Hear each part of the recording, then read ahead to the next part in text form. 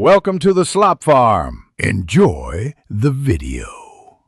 You begin by confirming prerequisites: mobile data or Wi-Fi, a charged phone, and app permissions. Open your chosen VPN app and sign in. This authenticates you and allows server selection.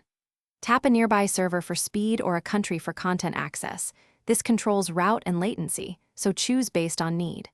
Once done, enable Auto Connect and Kill Switch if available.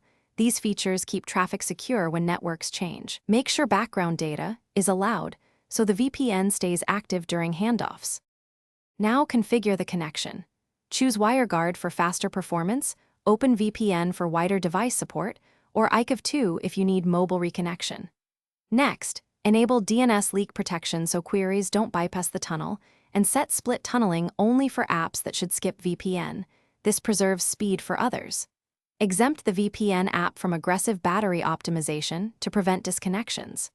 Finally, run a quick IP and ping test. If latency or throughput is poor, switch servers until you hit acceptable performance. Finish by verifying that your IP changed and the content or service you need is reachable. This proves the tunnel is active. If the VPN won't connect, first toggle airplane mode or disable and re-enable mobile data to force a network reset, then relaunch the VPN app.